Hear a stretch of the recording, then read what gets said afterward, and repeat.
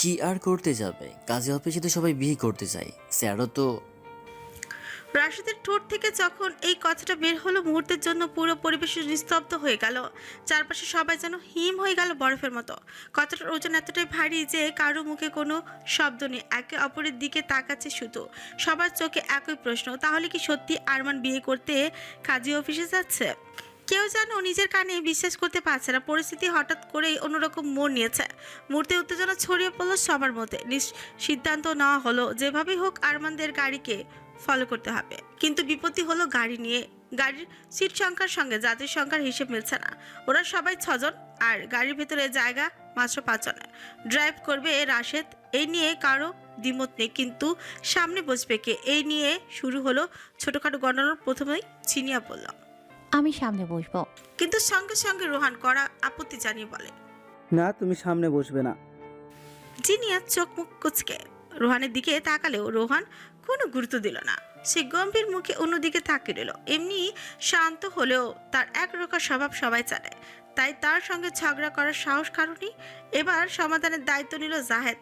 সে বলল, মিম সামনের সিটে বসবে, এটাই ভালো হবে। মিম মাথা নিচু করে দাঁড়িয়ে রইল, কিচ্ছু বলল না।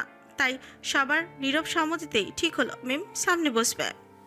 পেছনের সিটে 4 জনকে বসতে হবে, কিন্তু সেখানেও তো জায়গা মাত্র 3 জনের।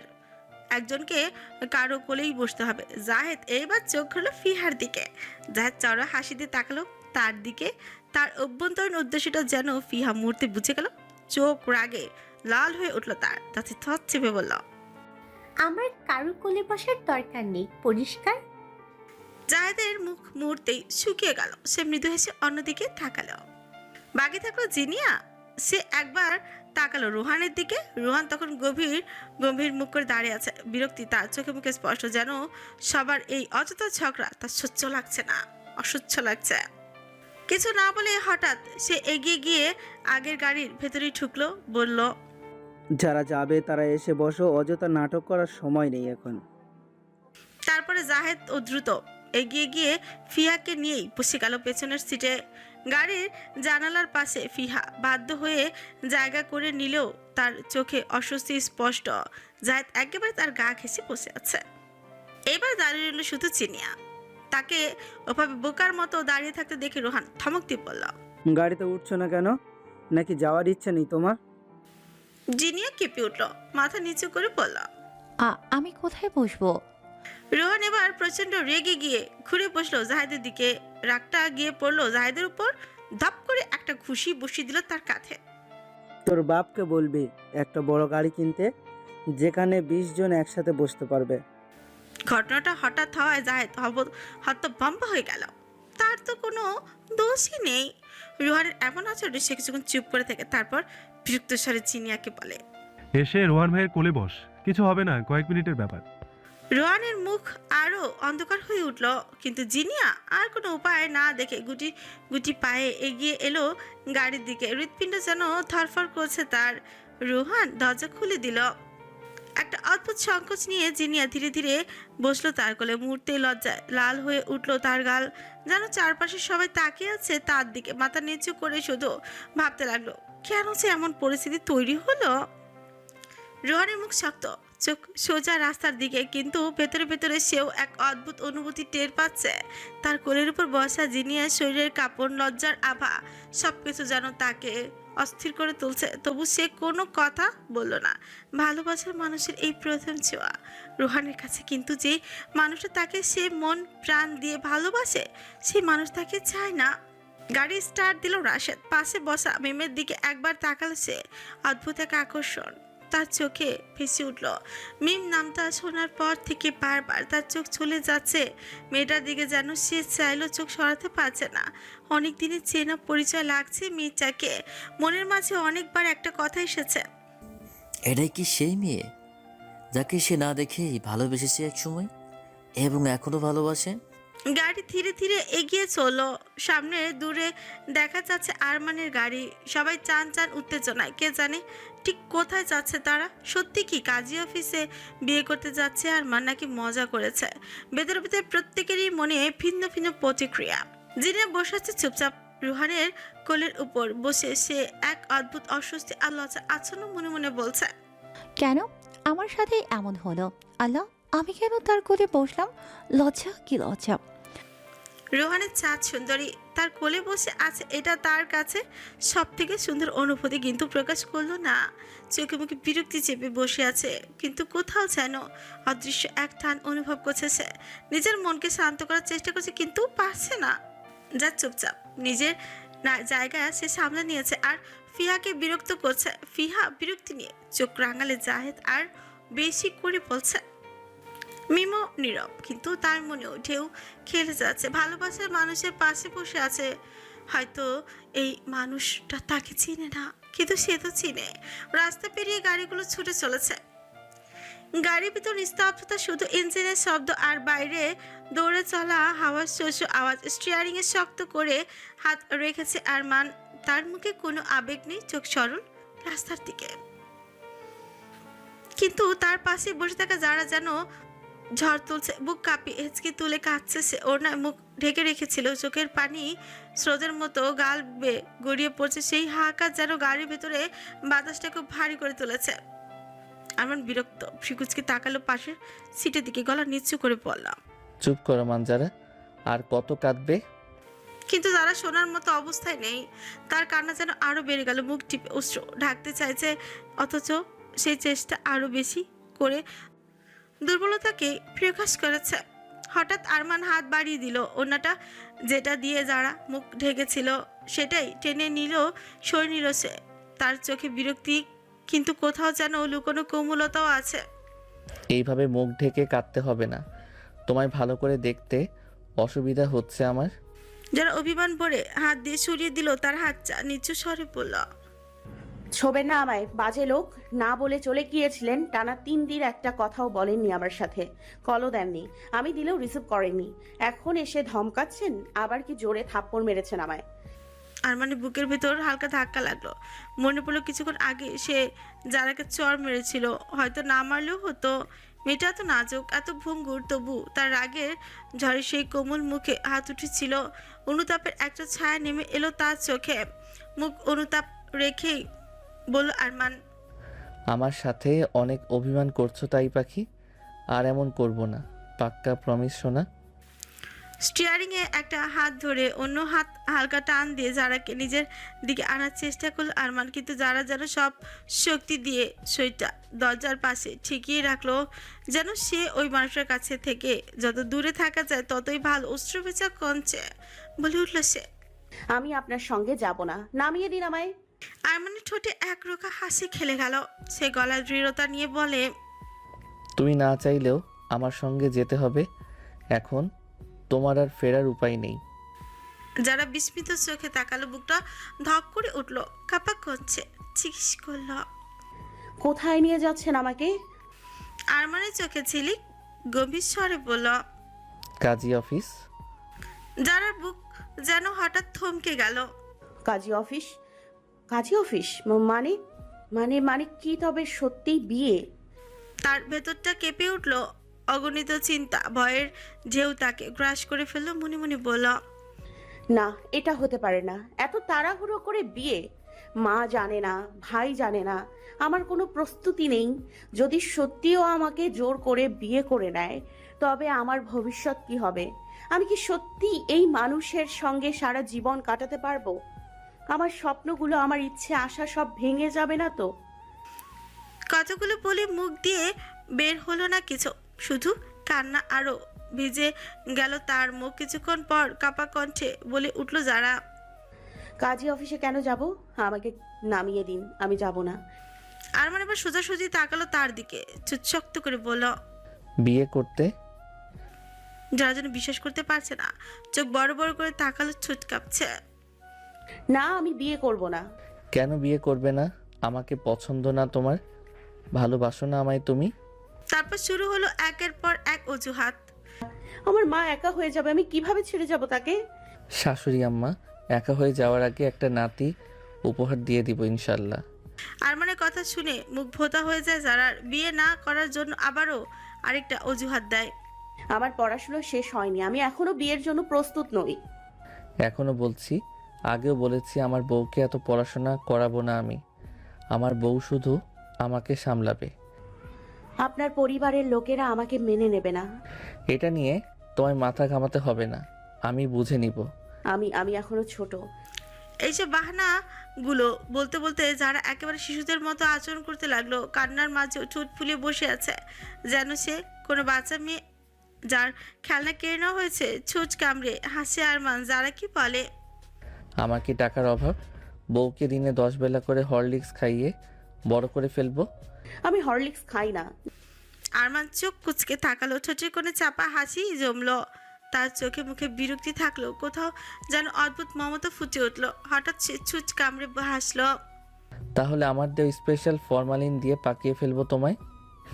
যারা রাগে অভিমানে মুখ ঘুরিয়ে নিল, কিন্তু তার ভেতরে ভেতরে এক অদ্ভুত কাঁপন তৈরি হলো। আরমান আর নিজেকে সামলাতে পারলো না, উচ্চস্বরে হেসে উঠল সে। পুরো গাড়িটা যেন তার হাসিতে কেঁপে উঠল। যারা অবাক হয়ে তাকে রইল, চোখে এখনো পানি গড়িয়ে পড়ছে, কিন্তু তার ভেতরে ভেতরে প্রশ্ন জমেছে। এমন অবস্থায়ও হাসার মতো কি পেল সে? কি সুন্দর লাগছে গেঁজা দাঁতগুলো হাসি দেওয়ার ফলে বের হয়ে আছে। আরমান হেসেই বলল, তুমি সত্যি একদম বাচ্চা মেয়ের মতো আচরণ করছো। অবশ্য করতেই পারো, কারণ তুমি আমার একমাত্র হাফ ইঞ্চি বউ হবে। যারা ঠোঁট ফুলে চুপচাপ তাকে রইল তার দিকে। বিরক্তি, অভিমান, ভয়ের ভেতর কোথাও যেন একটা অদ্ভুত টান কাজ করছে। চোখে চোখ পড়তে সে আর মুখ ঘুরিয়ে নিতে পারল না। মুহূর্তটা যেন আটকে গেল সময়ের খাঁচায়। বাইরে গাড়ি ছুটে চলেছে, সামনের দিকে কাজী অফিস ধীরে ধীরে কাছে আসছে। অথচ গাড়ির ভিতরে বসে থাকা দুই মানুষ, একজন জেদে অনর, আরেকজন কান্নায় ভিজে যাওয়া অভিমানের রঙিন। তারা দুজনেই বুঝতে পারছে তাদের জীবনের এক নতুন অধ্যায় শুরু হতে চলেছে। সন্ধ্যে 7টা বাজতে না বাজতে রহিম জামাই সাজগোজ করে বের হলো। মাথায় ঝকঝকে টুপি, হাতে মোটা সুগন্ধির গন্ধ, গায়ে নতুন পাঞ্জাবি, সাথে তার চেনা জানা কয়েকটা সঙ্গী। দূর থেকে তাকালেই মনে হয় বরযাত্রী বেরিয়েছে বিয়ের আসর যাওয়ার জন্য। রহিম গম্ভীর ভঙ্গিতে হাঁটছে, কিন্তু তার সঙ্গীরা হাসি চাপতে পারছে না। একজন খ্যাপাচে ভঙ্গিতে বলি ফেলল, ভাই আপনিও কাম সাইরা ফেললেন? রহিম মুখ গম্ভীর করে উত্তর দিল, চুপ কর, এটা কোনো মজা নয়, আজ রাতে কাজটা শেষ করতে হবে। সঙ্গীরা চোখ টিপে হেসে আবার চুপ হয়ে গেল। বাড়ি মোড়ে এসে দাঁড়াতেই পুরো দৃশ্য হয়ে গেল। রহিম ভেবেছিল যারাদের বাড়ির চারপাশ ফাঁকা থাকবে, কিন্তু সেখানে আগে থেকে কিছু অচেনা লোক ওত পেতে বসেছিল। রহিম কিছু বুঝে ওঠার আগেই তারা ছাপিয়ে পড়ল। 2-3 জন লোক রহিমকে ধরে ফেললো, বাকিদের কেউ কোথা থেকে এসে ঘাড় ধরে টেনে তুললো। মুহূর্তেই মধ্যে সব উলটপালট হয়ে গেল। রহিমের একজন সঙ্গী ধস্তাধস্তি করতে করতে চিৎকার করলো, এই এটা কি হচ্ছে? আমাদের ভাইয়ের আজকে বিয়া, সাইরা দেন ও তারে। তাকে ধরে থাকা একজন হেসে বলল, ওরে বাবা, জামাই আবার রাস্তা দিয়ে এমন নাটক করে আসে নাকি? তোমাদের আজকে ভিন্ন রকমের শ্বশুরবাড়ি দেখানো হবে। রহিমের সঙ্গীদের অবস্থা আরো করুণ। কেউ জুতো হারিয়েছে, কেউ মাটিতে পড়ে গেছে, কেউ আবার আতঙ্কে চিৎকার করতে গিয়ে কণ্ঠ শুকিয়ে ফেলেছে। আর কাজী নিজের জান বাঁচাতে লুঙ্গি কাঁধে তুলে দৌড়ে পালিয়েছে। রহিমের গলা থেকে রাগ আর ভয়ের মিশ্র স্বর বের হলো, ছাড়ো, না হলে কিন্তু খুব খারাপ হবে। আসলে খারাপটা হয়েছে ওদেরই, কারণ লোকগুলো এমনভাবে এক একজনকে কাঁধে তুলে নিচ্ছে যেন সত্যি কোনো হালকা মাল তুলেছে। অবশেষে রহিম আর তার সঙ্গীদের সবাইকে টেনে হেঁচড়ে নিয়ে যাওয়া হলো। পেছনে শুধু থেকে গেল রহিমের ঝকঝকে টুপিটা, মাটিতে গড়াগড়ি খাচ্ছে। গাড়ি এসে থামলো কাজী অফিসের সামনে। সারা রাস্তা জেদি মুখে বসে থাকা যারা হঠাৎ গাড়ি থামাতে ছটফট করতে শুরু করলো। আরমান দরজা করে তাকে টেনে নামাতে চাইছে, কিন্তু নাছোড়বান্দা যারা কিছুতেই বিয়ে করবে না। হঠাৎ থপ করে মাটিতে বসে পড়লো সে। তারপর আরমানের পা আঁকড়ে ধরে বলল, না, আমি বিয়ে করব না, আমাকে ছেড়ে দিন। আরমান তখনও কেবল তোয়ালে পেঁচানো অবস্থা। হঠাৎ যারা টানে তার শরীর কেঁপে উঠলো। তোয়ালটা বুঝি যদি খুলে যায় তাহলে তো ইজ্জত মানিজ্জত সব মাটিতেই মিশেই যাবে। মুখ লাল হয়ে গেল আরমানের। হাফ ইঞ্চির বাচ্চা তোয়ালে ছাড় আমার, এটা কি বাচ্চা আমি বাল? কিন্তু যারা আরো শক্ত করে তলে ধরে বসে রইল। চারপাশে জমে থাকা লোকজন হাসি চেপে ফিসফিস করছে। আরমানের বিরক্তি চরমে পৌঁছলো। তোয়ালে খুলে যাবে কিন্তু, ছাড় বলছি পটলের বাচ্চা। বিয়ে করব না, লাল জ্যাঙ্গার বাচ্চা। যারার কথা আটকে উঠে আরমান। সে সত্যি তো লাল জায়গা পড়েছে তোয়ালের নিচে। তার মানে কি দেখে ফেলেছে? ইসিরে, বিয়ে করার আগে বউয়ের কাছে মানে সব শেষ। দেখে ফেলেছো? যারাও বাচ্চাদের মতো মাথা উপর নিচ করে পোছায়, সে দেখে ফেলেছে। হুম। হাফ ইঞ্চির বাচ্চা, ছাড় আমাকে, নয়তো এই তোয়ালের ভিতরে ঢুকিয়ে রাখবো। এত সহজ না। আমি ঠিক তখনই হইচই শুনে রোহানরা এসে হাজির। সামনে দাঁড়ানো দৃশ্য দেখে সবার চোখ কপালে। রোহান, জাহেদ, শাহেদ, রাশেদ এক একজনের মুখ দেখে মনে হচ্ছে এখনই হেসে ফেটে পড়বে, কিন্তু পরিস্থিতি এমন, হাসতেও পারছে না। অবশেষে অনেক কষ্টে যারার হাত ছাড়িয়ে তাকে কোলে তুলে নিল আরমান। যারা কোলে উঠেই হাত পা ছুটতে লাগলো, লাফালাফি করে বলল, যাচ্ছি না, আমাকে নামান। কিন্তু আরমান কোনো কথা না বলে দৃঢ় ভঙ্গিতে সোজা কাজী অফিসের ভিতরে ঢুকে গেল। আর তাদের পেছনে হইচই করতে করতে ঢুকে পড়লো রোহানরা সবাই। কোলে তার অচেতন মতো ভীত সন্ত্রস্ত যারা চোখে মুখে আতঙ্ক স্পষ্ট। সে হাত পা ছড়ে মুক্তি পেতে চাইছে, কিন্তু আরমানের শক্ত বাহুর বাঁধন সে থেকে বেরোতে পারছে না। আরমানকে দেখে যে কেউ চোখ কপালে তুলবে। গায়ের গরম পেশিবহুল, চোখে মুখে অদ্ভুত এক রাগের ঝলক। আর তার চেয়েও বিস্ময়কর হলো পরনে শুধু একটা সাদা তোয়ালে। ঘর থেকে যেন ফুট করে বেরিয়ে এসেছে, পোশাক পরার সময়ও হয়নি। তার পেছনে আরও কয়েকজন তরুণী হুড়মুড়ি করে ঢুকে কাজী অফিসের ভিতরে। সবাই আতঙ্কে বিভ্রান্তে ঘোরাফেরা শুরু করেছে। কাজী তখন অফিসের টেবিলের পেছনে বসেছিলেন। এমন দৃশ্য জীবনও তিনি কল্পনা করেনি। তার চোখে বিস্ফোরিত হয়ে গেল, দাড়ি কেঁপে উঠল হালকা শ্বাসের সঙ্গে। হঠাৎ এতগুলো অচেনা লোক ঢুকে পড়লো, আবার তাদের একজন তো কোলে ছোট্ট মেয়ে নিয়ে তলে পড়ে হাজির। কাজী কাপা কঞ্চে বলল, এই আপনারা এভাবে ভিতরে ঢুকছেন কেন? কি করতে এসেছেন এখানে? আরমান তার আগুন ঝরা চোখে কাজীর দিকে তাক করে উত্তর দিল, বাসর করতে এসেছি এখানে, সামনে থেকে সরে দাঁড়ান, জায়গা লাগবে অনেক। আরমানের কণ্ঠে এতটাই তেজ ছিল যে পুরো ঘর নিস্তব্ধ হয়ে গেল। কাজী মুহূর্তের জন্য স্তব্ধ হয়ে গেলেন। মাথায় হাত চাপড়াতে ইচ্ছে করছিল তার। আজকালকার ছেলে মেয়েদের কি হাল! কাজী আটকে উঠে বললেন, তাহলে বাড়িতে যান, এখানে এসব করা যাবে না। আরমান গর্জে উঠে বলে, বাড়িতে বউ নাই? এই কথায় কাজীর বুক থরফর করে উঠল। তিনি কোনো রকম সাহস সঞ্চয় করে বললেন, তাহলে বিয়ে করে নিলেই তো হয়। কথাটা শেষ হতেই যেন মেঘের গর্জনের মতো আওয়াজ টেবিলের আঘাত করলো। আরমান ধপ করে গ্লাস কলম সব কেঁপে উঠল। তাহলে কি কাজী অফিসে বাল ফালানোর জন্য এসেছি? কাজীর বাচ্চা। কাজী পুরোপুরি স্তম্ভিত হয়ে গেলেন। এই রকম উদ্ধত্ত ভাষা তিনি কোনোদিন শোনেননি। তবুও ভয় গলা শুকিয়ে আসে। ধীরে ধীরে ইশারা করলেন বসতে। বসুন।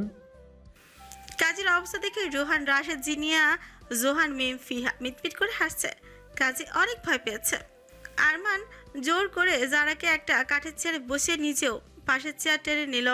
তার চারপাশে ছায়ার মতো দাঁড়িয়ে আছে বাকিরা, রোহান, জায়েদ আর সবাই। কারো চোখে ভয়, কারো চোখে বিস্ময়। তারা জানে আরমান যাহা চায় সেটা না হওয়া পর্যন্ত এই অফিসে শান্তি নামবে না। আরমান কঠোর কঞ্চে বলে, বিয়ে তাড়াতাড়ি শুরু করুন, সময় নেই আমার। কাজের হাত কাঁপছে, ঘামে ভিজে যাচ্ছে কপাল। মনে হচ্ছে বুকের ভেতরটা বের হয়ে আসবে। এই ছেলেটা বিয়ে করতে এসেছে, আবার এভাবে। আর তার কোলে যে মেয়েটি, সে যে মোটেই রাজি নয়, আবার বয়স কম মনে হচ্ছে। এটা কাজের চোখ এড়ালো না। যারা বারবার উঠতে দাঁড়াতে চাইছে, তার চোখ কান্নায় ভরা, ঠুট কাঁপছে। আমি বিয়ে করব না, আমাকে ছেড়ে দিন। সে উঠানো দাঁড়ানোর চেষ্টা করতে আরমান শক্ত করে হাত ধরে টেনে বসিয়ে দিল। চুপ করে বসো মানজারা, রাগিও না আমায়। যারা আবারও প্রতিরোধ করলো। এবার আরমানের ধৈর্যের সীমায় পেরিয়ে গেল। তার চোখ রক্তে লাল হয়ে উঠল। এক ঝটকায় হাত তুলেই যারা গালে ঠাস করে একটাই চড় মারল। শব্দে পুরো ঘর কেঁপে উঠল। চেয়ারে ধপ করে বসে গেল যারা। গাল লাল হয়ে উঠেছে, চোখ বেয়ে অশ্রু গড়িয়ে পড়ছে। গাড়িতে কি সুন্দর করে বলেছে আর মারবে না, প্রমিস করেছে, এখন সব ভুলে গেছে, করবে না এই বিয়ে। মনে মনে কথাগুলো বলে যারা আরমানে দাঁত চেপে বলল, চুপ করে বসে থাক কবুল বলে, তারপর যেখানে ইচ্ছে চলে যা, আটকাবো না। ঘর নিস্তব্ধ, বাতাস ভারী হয়ে উঠেছে, কেউ সাহস করে আর কিছু বলছে না। শুধু কাজী চলমল চোখে একবার জারার দিকে একবার আরমানের দিকে তাকাচ্ছে। তার মাথার ভেতর ঘুরপাক খাচ্ছে প্রশ্ন, এই বিয়ে কি তিনি করাবেন? না করালে কি হবে? করলে কি পাপ হবে? যারা হঠাৎ কাপা কাপা গলায় বলল, আমি কবুল বলবো না, কিছুতেই না। জিনিয়া, মিমার ফিহা যারা কাজের কাছে এসে দাঁড়ায়, যারাকে বোঝানোর চেষ্টা করছে এটা জেদ করার সময় না। কাজীর বুকের ভেতর কেঁপে উঠল। তিনি আস্তে আস্তে ঠোঁট নাড়ালেন। বাবা, জোর করে বিয়ে হয় না, মেয়ের সম্মতি লাগবে, আর মেয়ের বয়স কম, এটা বাল্যবিবাহ। আরমান টেবিলে আবারও জোরে আঘাত করলো। আপনার নিয়ম আমি জানি না, শুধু জানি আজকে বিয়ে হবে আর কথা না শুরু করেন। ঘরে বাতাসে যেন শ্বাস নিতেই কষ্ট হচ্ছিল। রাশেদ, রোহান আর জাহেদ পেছনে দাঁড়িয়ে পরস্পরের দিকে তাকালো। এখন কিছু করা উচিত, কিন্তু কেউ সাহস পেল না সামনে আসতে। কাজীর হাত কাঁপতে কাঁপতে কলমটা খাতার উপর ছুঁয়ে গেল। কাজী অফিসে তখনও থমথমে পরিবেশ। আরমানের যেন আগুনের ফুলকি ছড়াচ্ছে চারিপাশে। এক হাতে জারার কবজি শক্ত করে ধরা, অন্য হাতে টেবিলে বারবার চাপড় মারছে। কাজীর বুকের ভেতরটা ঝিমে তালে থপথপ করছে। এত বছরের চাকরি জীবনে নানান কাণ্ড দেখেছেন তিনি, কিন্তু আজকের মতো অবস্থা আর কোনোদিনও হয়নি। তিনি কাপা কঞ্চে গলা পরিষ্কার করে বললেন, আচ্ছা, বিয়ে শুরু করি, দেন মোর কতন লিখবো। ঘরে এক মুহূর্তে নিস্তব্ধতা নেমে এলো। সবাই তাকিয়ে আছে আরমানের দিকে। সে কিছুক্ষণ গম্ভীর হয়ে চুপ করে থাকলো, তারপর হঠাৎই ছোট বাঁকিয়ে ব্যঙ্গাত্মক ভঙ্গিতে বলল, আমার গুণধর বেস্ট ফ্রেন্ড, গাধার মতো একটা ভাই আর ছাগলের মতো এক অ্যাসিস্ট্যান্ট, এই তিনজনের 3 জোড়া কিডনি দেনমোহর হিসেবে দিচ্ছি। কথাটা শুনে সবার চোখ কপালে উঠল। রোহান চমকে বলে উঠল, কি আমাদের কিডনি? আরে পাগল নাকি তুই? রাশেদ ভয়ে হেসে ফেলল। স্যার মজা করছেন তাই না? দেনমোহর আর কিডনি এক জিনিস নাকি? জাহেদ তো মাথায় হাত দিয়ে বসে পড়ল। হায় আল্লাহ, আমার কপালই খারাপ। আমার কিডনি দিয়ে যদি তুমি বিয়ে করো, তাহলে আমি কবে বিয়ে করব? তাদের রিয়াকশনে ঘর জুড়ে অস্বস্তির হাসাহাসি শুরু হলো। এই 3 ছেলের অবস্থা দেখে জিনিয়ারা মুখ টিপে হাসছে, কিন্তু আরমানের মুখে কোনো হাসি নেই। তার চোখ জলজল করছে রাগে আর একঘেয়েমিতে। সে সোজা হয়ে দাঁড়িয়ে গর্জে উঠল, চুপ, তোদের মুখে কোনো কথা শুনবো না। আমি যা বলেছি তাই হবে। বউও ছাড়বো না, তোদের কিডনিও দেব না। রোহান, রাশেদ আর জাহেদ হতবাক হয়ে মুখ ছোঁয়াছুঁই করলো। মনে হচ্ছিল যেন কেউ তাদের বুকে পাথর চাপিয়ে দিয়েছে। এবার কাজের মুখ শুকিয়ে কাঠ হয়ে গেল। সুকুচকে তিনি আরমানের দিকে তাকালেন। এভাবে হয় না বাবা, দেন মোর নগদ দিতে হয়, সম্পদ, টাকা এসব লিখতে হয়, মানুষের অঙ্গ প্রত্যঙ্গ লিখে বিয়ে হয় না। আরমান টেবিলে আবারও ঠাস করে আঘাত করলো। তাহলে নগদ দেনমোহর হিসেবে আমার নাম লিখুন। যখন যেমনভাবে ব্যবহার করবেন আমার কোনো আপত্তি নেই। কথাটা শুনে সবার চোখ মুখ ফ্যাকাশে হয়ে গেল, যেন কান দিয়ে ধোয়া বেরোচ্ছে। রোহান কপাল চাপড়, রাশেদ অবাক হয়ে তাকিয়ে রইল, আর জাহেদ ফিরফির করে বলল, এ কেমন পাগলু ছেলের কাছে আমরা দাঁড়িয়ে আছি? এটা কি সত্যি আমার ভাই? কাজের চেয়ারে হেলান দিয়ে নিঃশ্বাস ছাড়লেন। মনে হলো বুকের ভেতরটা ভারে ভরে গেছে। বাবা, এমন কথা বলে না, দেন মোর একটা পবিত্র ব্যাপার, মজা করার বিষয় নয়। কিন্তু আরমান তার কথার ধার ধারলো না, গম্ভীর গলায় বলল, যা বলেছি তাই লিখুন, সময় নষ্ট করবেন না। বাইরে থেকে হালকা বৃষ্টির শব্দ শোনা যাচ্ছিল। সেই শব্দের মাঝে কাজী থমথমে পরিবেশে খাতার পাতা উল্টাচ্ছিলেন। শেষমেশ বিয়ের আসল মুহূর্ত এসে গেল। কবুল বলার সময় কাজী সবার সামনে বসে বিরক্তি নিয়ে গম্ভীর ও ধমক দেওয়া কণ্ঠে যারাকে উদ্দেশ্য করে বললেন, বেটি, তুমি কি কবুল করছো? কাজী যারাকে এইভাবে বলায় যেন আরমানের রাগ 7 আসমান ছুঁয়েছে। এই কাজীর বাচ্চা, ধমকাচ্ছিস কাকে? আমার বউয়ের সাথে এইভাবে কথা বললে গলা ফেলে দেব। কাজী ভয় পেয়ে গেল, গলা শুকিয়ে কাঠ হয়ে গেছে। কি একটা মুসিবতে পড়লো। আচ্ছা আচ্ছা, সুন্দর করে বলছি। কাজী জারার দিকে তাকে সুন্দর করে নরম সুরে বললেন, মা তুমি কি এই বিয়েতে কবুল করছো? সবাই নিঃশ্বাস বন্ধ করে তাকিয়ে আছে। যারা কিছুক্ষণ চুপ করে থাকলো, তারপর দাঁড়িয়ে এক ঝটকায় মাথা তুলে বলল, না, আমি কবুল বলবো না। আমি লাল বেনারসি শাড়ি না পরে বিয়ে করব না। আমি লাল বেনারসি শাড়ি না পরে বিয়ে করব না। এটা ঘরের ভিতর যেন বজ্রপাত হলো। রোহান চোখ বড় বড় করে বলল, এই মেয়ে তো আসলেই শেষ। এই অবস্থায় ও শাড়ির কথা ভাবছে। এক থাপ্পড় খেয়ে ওর শিক্ষা হয়নি নাকি? রাশেদ ফিসফিস করে বলল, স্যার, নাটক আসলে এখানেই জমেছে। জাত মাথা দোলাতে দোলাতে বিড়বিড় করলো। এটা সিনেমার দৃশ্য না বাস্তব বুঝতে পারছি না। কাজী তো পুরোপুরি স্তব্ধই হয়ে গেলেন। তার হাতে ধরা কলমটা কাঁপতে কাঁপতে টেবিলের উপর ছকছক শব্দ করছে। আরমানের চোখের আগের আগুন আরো বেড়ে গেল। সে এক ঝটকায় যারা হাত ধরে বসিয়ে দিল চেয়ারে, তাতে তৎ চেপে গর্জে উঠল, কবুল বল, হাফ ইঞ্চির বাচ্চা, নইলে এখানেই অগ্নিকাণ্ড ঘটবে। কাজী চোখ বন্ধ করে দীর্ঘশ্বাস ফেললেন। তার মনে হচ্ছিল আজকের এই রাতটা যেন শতাব্দীর দীর্ঘতম রাত। যারা আবারও দৃঢ় কণ্ঠে বলল, আমি লাল বেনারসি শাড়ি না পরে বিয়ে করব না। এটা আমার শখ। ঘরে যেন মুহূর্তের জন্য আবারও ঝড় বয়ে গেল। সবাই নিঃশ্বাস আটকে তাকিয়ে আছে আরমানের দিকে। রোহানদের সবার এখন গলায় দড়ি দিতে ইচ্ছে করছে। এখানে বিয়ে করতে এসেছে নাকি যুদ্ধ করতে, আল্লাহ মালুম। আরমানের চোখে রাগের আগুন দ্বিগুণ হয়ে জ্বলতে শুরু করলো। দাঁত চেপে হঠাৎই সে গর্জে উঠল, লাল শাড়ি লাগবে? আমি তো তোয়ালের নিচে লাল জাইঙ্গা পরে আছি, এটা খুলে দেই, মাথায় দিয়ে কবুল বলে দাও। কথাটা শুনে যারা হকচকিয়ে গেল। চোখ বড় বড় করে তাকিয়ে রইল আরমানের দিকে। মনে মনে সে ভাবল, এটা থেকে তো ভালো কবুল বলে দেওয়া। ঘরের ভিতর সবাই যেন অবিশ্বাসে জমে গেল। রোহান দুই হাত দিয়ে মাথা চেপে বলল, হায় খোদা, এই পাগলটা তো পুরোপুরি নিয়ন্ত্রণের বাইরে।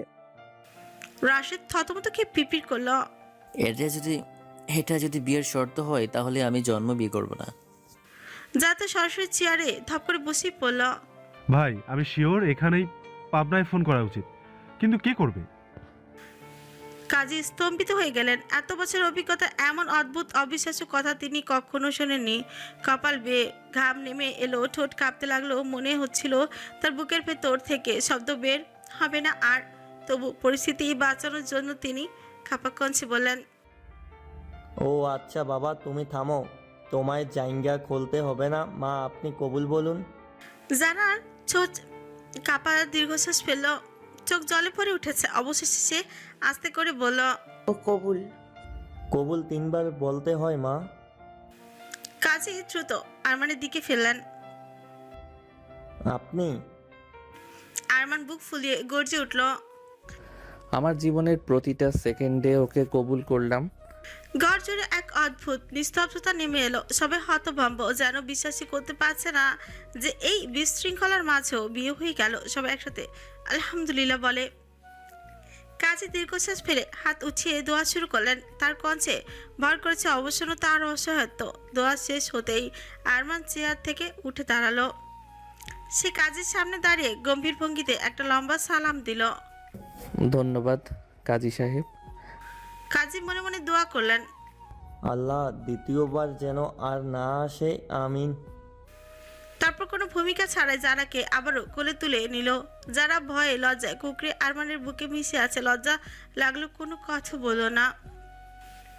আরমান সবার সামনে দিয়ে পেরিয়ে গেল দরজার দিকে। পেছনে দাঁড়িয়ে থাকা রোহান, রাশেদ, জাহেদ আর বাকি সবাই হতভম্ব হয়ে তাকিয়ে রইল। তাদের চোখে একই প্রশ্ন। এখন সামনে কি হতে যাচ্ছে? কাজী চেয়ারে বসে নিঃশ্বাস ফেলেন। মনে হলো তার বয়স যেন এক রাতে 10 বছর বেড়ে গেল। রাত 8টা বেজে গেছে। রহিমরা এখনো আসছে না দেখে মার্জিয়া বেগমের বুক থেকে পাথর নেমে গেছে। তারপর ভয় মন থেকে পুরোপুরি যায়নি। রাত পার না হওয়ার অবধি কিছুই বলা যাবে না। মার্জিয়া বেগম জোহানের মাথায় হাত বুলিয়ে দিচ্ছে আর মনে মনে একটা কথা ভাবছে। আজ যদি স্বামী বড় ছেলেটা দেশে থাকতো তাহলে এত বিপদ হতো না। দিন ফুরায় না প্রিয় স্বামী, আর নারী ছেঁড়া ধন দেশেও আসে না। নিজের অজান্তেই চোখে পানি চলে আসে মার্জিয়া বেগমের। আরমান যারাকে নিয়ে কাজী অফিস থেকে বের হয়ে সোজা গাড়ির কাছে চলে আসে। যারাকে খুব যত্ন করে গাড়িতে বসিয়ে দেয় সে। তাদের পেছন পেছন রোহানরাও চলে আসে। আরমান তখন শান্ত স্বরে বলে, আশেপাশে যদি ভালো কোনো রেস্টুরেন্ট থাকে সবার জন্য খাবারের ব্যবস্থা করো রোহান। রাত 8টা বাজে। এত দৌড়াদৌড়ির পর নিশ্চয়ই সবার খিদে পেয়েছে। আরমানের কথা মতো রোহান, জাহেদ আর রাশেদ তিনজনই রেস্টুরেন্টে খুঁজতে বের হয়, কিন্তু জায়গাটা তাদের অচেনা, তাই কোথায় কি আছে বুঝতে পারছিল না। ঠিক সেই সময় হঠাৎ আরমান পেছন থেকে রাশেদকে ডাক দেয়। রাশেদ। যারা দৌড়ে গিয়ে মায়ের বুকে মুখ লুকিয়ে দেয়। দুজনেই ভেঙে পড়ে কান্নায়। মার্জিয়া বেগম বারবার মেয়ের মাথায় হাত বুলিয়ে দেয়, যেন সে স্পর্শে মেয়ে সত্যি ফিরে এসেছে তা নিশ্চিত হচ্ছেন। তোকে সুস্থ দেখে আমার বুকের ভেতর থেকে পাথর নেমে গেল মা। আল্লাহর রহমত ছাড়া কিছুই না। রোহান, রাশেদ আর জাহেদ সম্মানের সাথে কিছুটা দূরে দাঁড়িয়েছিল। তারা চুপচাপে দৃশ্যটা দেখছিল। জিনিয়াও চোখ মুছছিল বারবার। ফিহা আর মিম পাশে দাঁড়িয়ে আছে। মিম ফিসফিস করে ফিহাকে বলে, আজ যদি আরমান ভাইয়া না থাকতেন তাহলে ওই বদমাইশটা আমাদের জানুর হয়তো কোনো ক্ষতি করে দিত। মার্জিয়া বেগম তাদের দিকে তাকিয়ে শুধু মাথা নেড়ে কৃতজ্ঞতা জানালেন। রোহানরা কিছু বলার সুযোগ না পেলেও মার্জিয়া বেগম এর মনে একটাই কথা বারবার বাজছিল, এই ছেলে মেয়েগুলো আজ যদি না থাকতো তাহলে আমার মেয়ের অনেক বড় ক্ষতি করে দিত রহিম। আমার মেয়ের জন্য সত্যি আশীর্বাদ হয়ে এসেছে ওরা। মার্জিয়া বেগম রোহানতে থেকে যেতে বললেন, কিন্তু রোহান জানিয়ে দিল তারা থাকতে পারবে না। সবার কাছ থেকে বিদায় নিয়ে চলে আসে তারা। ফিহা, মিম, জিনিয়া যারা রুমে গিয়ে ফ্রেশ হয়ে নেয়। কিছুক্ষণের মধ্যে সবাই ঘুমিয়ে পড়ে। শুধু নির্ঘুম রাত কাটে মার্জিয়া বেগমের। তিনি মেয়েগুলোর মাথার কাছে বসে আছেন, মাঝে মাঝে স্নেহ ভরে হাত বুলিয়ে দেন। রোহানও ফিরে আসে। দীর্ঘ সময়ের ক্লান্তি তাদের শরীর ভর করেছে, বিশ্রামের দরকার তাদেরও। এদিকে আরমান নিজের রুমে শুয়ে মোবাইল হাতে নিয়ে দ্বিধায় পড়ে যায়। ভাবছিল একবার যারাকে কল করে জিজ্ঞেস করবে সে কী করছে, কিন্তু রাত অনেক হয়ে শেষমেশ আর কল করা হয়নি। সকাল 7টা। রান্নাঘরে ব্যস্ত মার্জিয়া বেগম। এত কিছুর পরে কলেজে যাওয়ার মতো মানসিকতা নেই যারার। যারা কলেজ যাবে না, না মানে তার দুই বেস্ট ফ্রেন্ডও যাবে না। জোয়ানকে নিয়ে জিনিয়া, ফিহা আর মিম চলে যায়। যারা মায়ের কাছে কাজে সাহায্য করছে। ছাদে পৌঁছে জোহান আর তিনজন মিলে খুনসুটি করছে হাসাহাসির মধ্যে। জোহানের ভালো লাগছে এখন সবার সঙ্গে। হঠাৎ নাস্তা করার জন্য ডাক পড়ে। সবাই নিচে চলে আসে। একসাথে বসে নাস্তা করে সবাই। মিম আর ফিহা খাওয়া শেষ করে জানায় তারা একটু পরেই বাড়ি চলে যাবে। মার্জিয়া বেগম সবাইকে যত্ন নিয়ে খাওয়াচ্ছেন। যারার মুখে খাবার তুলছে কম, চিন্তা করছে বেশি। কাল যা হলো এসবের কিছুই তো আম্মু জানে না। যখন জানবে তখন কি মেনে নেবেন আমাদের? মনের ভেতর এই প্রশ্ন ঘুরপাক খাচ্ছে যারার। খাওয়া দাওয়া শেষে সবাই বসে ড্রয়িং রুমে আড্ডা দিচ্ছে। এদিকে আরমান মাত্রই ঘুম থেকে উঠেছে। রোহান, জাহেদ আর রাশেদ অনেক আগে উঠে গেছে। ফ্রেশ হয়ে আরমান রাশেদকে ডাক দেয়। কিছুক্ষণ পর রাশেদ মাথা নিচু করে তার রুমেই ঢোকে। আরমান ধীরে ধীরে তার দিকে এগিয়ে আসে। চটটা খুব জোরেই লেগেছিল কাল। রাশেদ চট করে মাথা তুলে তাকায়। না স্যার। আরমান ছোটে হালকা হাসি টেনে বলে, আমার উপর রাগ করেছিস? রাশেদ ডানে বামে মাথা নাড়িয়ে বোঝায়, না রে, রাগ করিনি।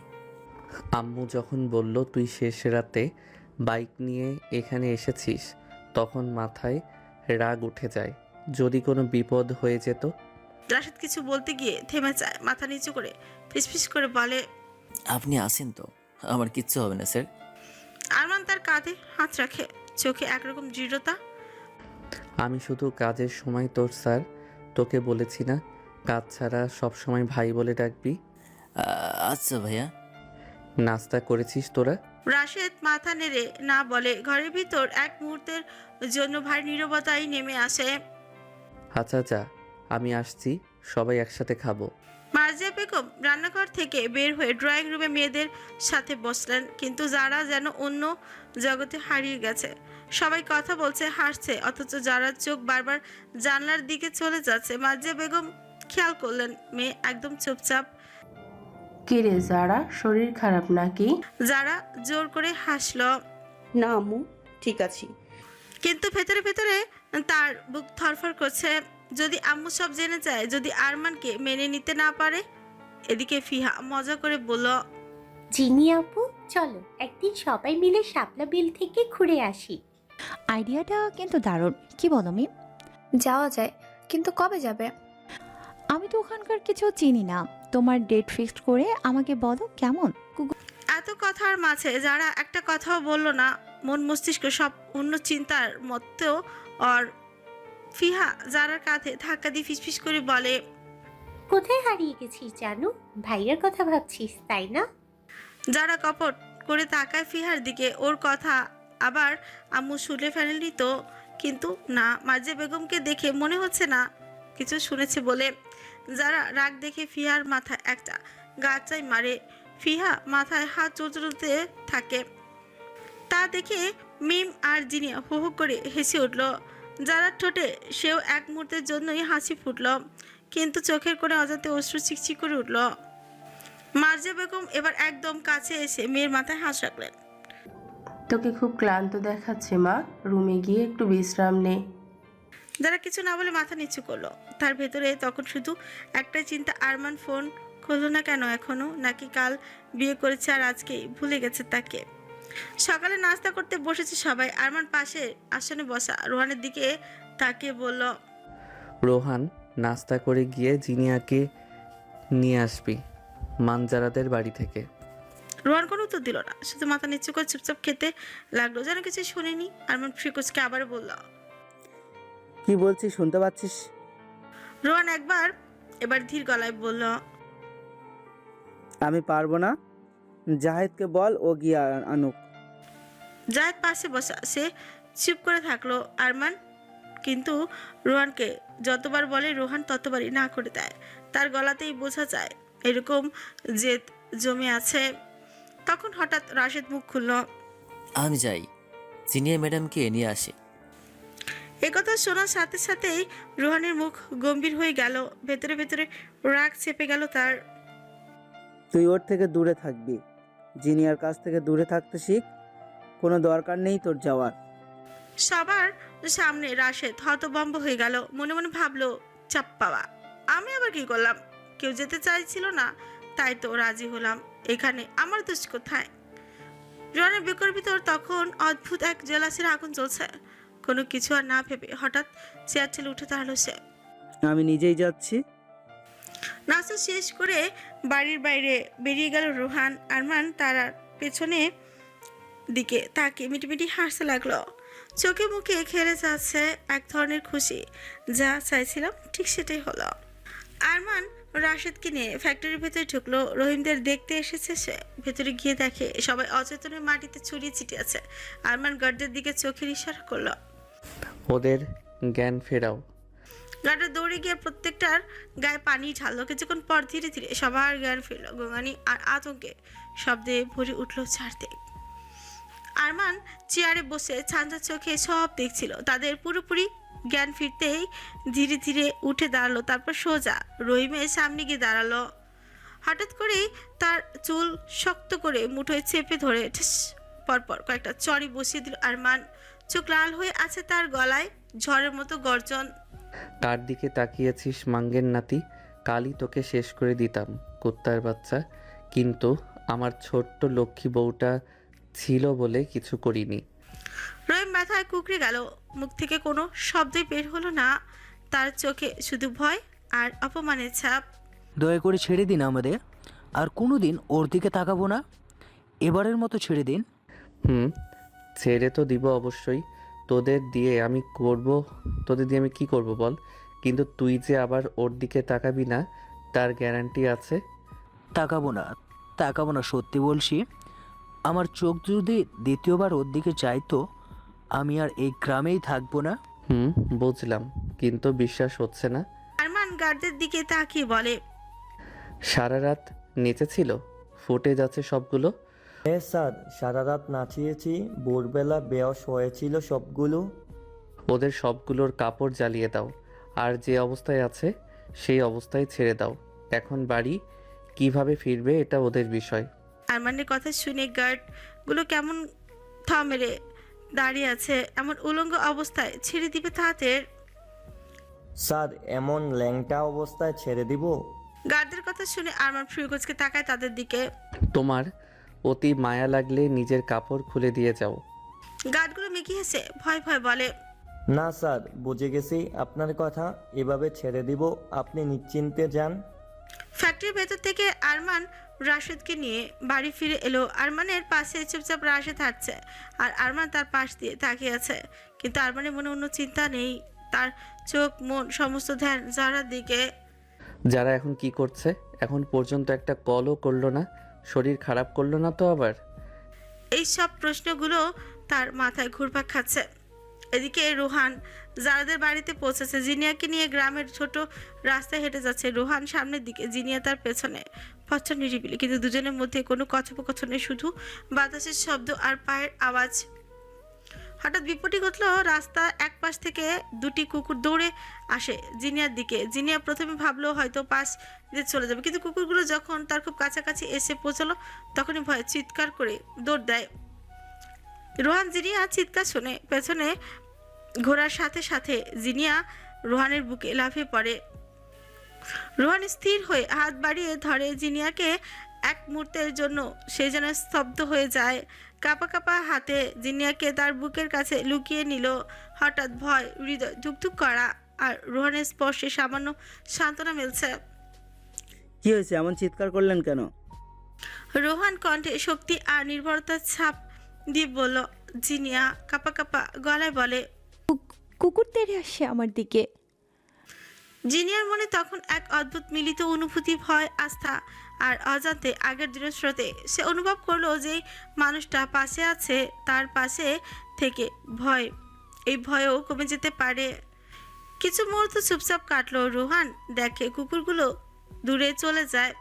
জিনিয়া রোহানের হাত থেকে ধীরে ধীরে সরে এলো, তবে মনটা এখনো উৎকণ্ঠিত। রোহান তার দিকে তাকিয়ে বলল, ভয় পেয়েছো অনেক? জিনিয়া মাথা নেড়ে হ্যাঁ বোঝায়, সে ভয় পেয়েছে। তাহলে আমার পাশে পাশে হাঁটো। জিনিয়া শুধু মাথা নেড়ে সম্মতি জানালো। তার ভেতরে এক অদ্ভুত শান্তি, একদিকে ভয়, অন্যদিকে রোহানের উপস্থিতি, কিন্তু তার মনের ভেতর এখনো ঝাঁপিয়ে পড়ে একটু আগের ঘটনা। পথের শেষ দিকে পৌঁছে তারা এখনো একদম চুপচাপ। গ্রামের রাস্তা, বাতাস আর দুজনেরই। রোহান জিনিয়াকে নিয়ে বেরিয়ে যাওয়ার কিছুক্ষণ পরে ফিহা আর মিমো জারাদের বাড়ি থেকে বের হয়। গ্রামের সরু রাস্তা ধরে তারা পাশাপাশি হাঁটছে। চারপাশে নিস্তব্ধতা, শুধু রাতের ছিচি পোকার শব্দ। হঠাৎ ফিহার ফোনটা বাজতে শুরু করলো। স্ক্রিনে নাম ভেসে উঠল, জাহেদ। ফিহার ঠোঁটে লাজুক হাসি ছড়িয়ে গেল। সে ফোন রিসিভ করে নিচু গলায় কথা বলতে শুরু করলো। কি করছেন? ফিহা ফোনে ডুবে যেতে মিমের চোখে হঠাৎ নিজের হাতে থাকা ফোনে আটকে গেল। স্ক্রিনে আলো জ্বলছে না, নীরব। তবুও মিমের মনে হলো এই অন্ধকারের স্ক্রিনের ভেতর লুকিয়ে আছে হাজারো স্মৃতি, হাজারো অপরিষ্কার অনুভূতি। রাশেদ, আপনি কি জানেন আপনার না পাওয়া মেসেজগুলোতে কত কথা জমে থাকে আমার? কত অপরিষ্কার ভালোবাসা, কত অনুচর্যারিত আকাঙ্ক্ষা। আপনি কবে হাসতে হাসতে সব মুছে ফেলে একবার কল করবেন, আমি তা ভেবেই ভেতরে ভেতরে কেঁদে যাই। কি অদ্ভুত আমাদের সম্পর্ক। আপনি আছেন আমার সামনে, কিন্তু আপনার জীবনে এখন আমি নেই। সাহস করে বলতে পারছি না রাশেদ, আমি আপনার মিহু। আমি আপনাকে ছুঁতে চাই, অথচ হাত বাড়ালেই হাওয়া হয়ে যান। কাছে থেকেও আপনি দূরে, দূর থেকেও আপনি আমার মনের ভেতরে কেমন জায়গা করে বসে আছেন। আজ যদি সাহস পেতাম তাহলে আপনার সামনে দাঁড়িয়ে বলতাম, রাশেদ, ওই দিনের সব মিথ্যে, ওই পোস্ট, ওই স্ট্যাটাস, সব কিছু। আমি আপনাকে ছাড়া সত্যি অন্য কাউকে কোনোদিনও ভালোবাসিনি। কিন্তু আমি পারি না, শুধু দূর থেকে আপনার ছায়াটাই আঁকড়ে ধরেছি। আপনাকে চাওয়ার ভেতর দিয়ে আমি বেঁচে আছি। মিমের চোখ ঝাপসা হয়ে আসে। সে তাড়াতাড়ি চোখের পানি মুছে নেয়, যেন ফিয়া না দেখে ফেলে। ফিহা ফোনটা কেটে পাশে থাকায় ফিয়া হাসি মুখে মিমকে জিজ্ঞেস করে, কি রে মিম, তোর মুখ এমন গম্ভীর কেন হঠাৎ? মিম কেবল মৃদু হাসি দিল, ভেতরে ঝরঝা মুখে ফুটিয়ে তুলল না। ফোনটা আবার ব্যাগে রেখে নিঃশব্দে হাঁটা শুরু করলো। যারা নিজের রুমে একা শুয়ে আছে, ছাদে লাগানো ফ্যানটা ধীরে ধীরে ঘুরছে, তবুও তার শরীরে এক অদ্ভুত ক্লান্তি ভর করেছে। বিছানায় তার খোলা চুলগুলো ছড়িয়ে ছিটিয়ে আছে, কিন্তু চোখ দুটো এক জায়গায়, একটু আটকে নেই। অস্থির লাগছে তার। আরমানের সাথে কথা বলতে ইচ্ছে করছে, কিন্তু লোকটা কল করছে না। হঠাৎ করে ফোনটা চুংচাং বাজতে শুরু করে। চার্জারে লাগানো ফোনটা বিছানার একেবারে অপর প্রান্তে রাখা। যারা অলসভাবে চোখ মেলে তাকায়, কিন্তু নড়ে চড়ে ওঠে না। ভাবছে নিশ্চয়ই মিম বা ফিহা হবে, পরে কল ব্যাক করব। কিন্তু কলটা কেটে যাওয়ার পরপরই আবারও বাজে। একবার, দুবার, তিনবার পরপরই মোবাইলটা বাসে থাকে। বিরক্তি জমে উঠে মনে। মুখ ভার করে বিছানা ছেড়ে উঠে দাঁড়ায় যারা। ফোনটা হাতে নেওয়ার সাথে সাথে বুকের ভেতর কেমন হিম হিম ঠান্ডা হয়ে যায়। স্ক্রিনে জলজল করছে একটাই নাম, সুইট বয়। আঙুল কাঁপতে থাকে রিসিভ বাটনের উপর। ভয় বুক ধরফর করছে, চুকিয়ে যাচ্ছে। এতবার কল করার পরও সে ধরেনি। এখন ফোন ধরলে আরমানকে কি বলবে? কেমন করে কথা শুরু করবে? রেগে বোম হয়ে আছে মনে হয়, বুকবে নিশ্চয়ই। যারা গভীর নিঃশ্বাস টেনে কলটা রিসিভ করে, কণ্ঠ আটকে আসা গলায় শুধু বলল, হ্যালো